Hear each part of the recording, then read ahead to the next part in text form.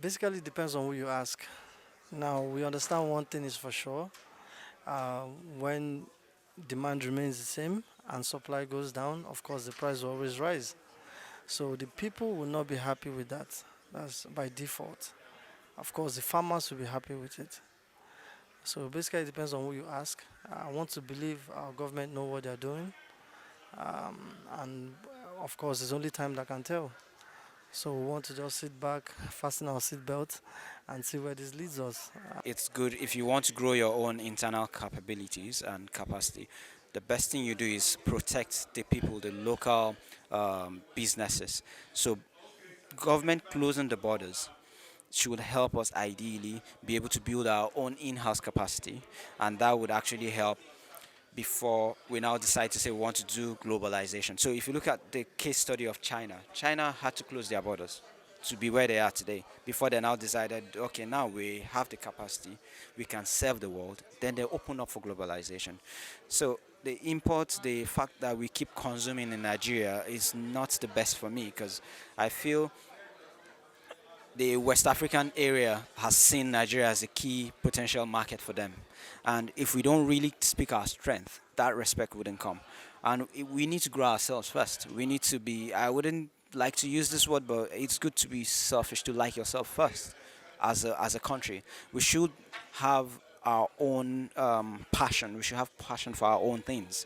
So we should consume more local. I am for local, grow the local capacity, and ensure that your human resource is well utilized. I think if government communicate very well that initially it may not be easy, initially it may be painful, but over time, because you see more people are making agriculture, more meals are increasing day by day. So if we could keep it, if we could just be patient for some time, I think it's going to be very good. Then also government should also have some palliative measure and also communicate very well, because the perception outside is not very positive. So I think government should communicate, but overall to the agricultural sector is positive, but it needs time.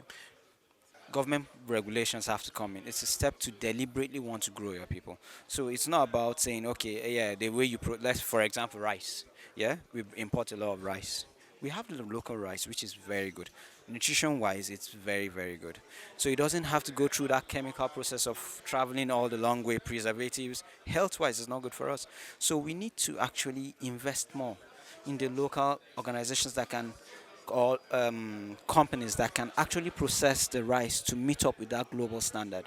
And consuming the fresh one is better for us than, we don't know for how long they've kept them in the warehouse. We don't know what happened. Maybe they are even the expired ones. They rebag them and send to us. So it's, if you look at it, the prevalence of cancer, all those other kind of diseases is increasing in Nigeria, and it could be from lifestyle, the kind of things we eat. So for me, I think we need to just grow and learn. We have to close the border, learn to grow our own things, make it better.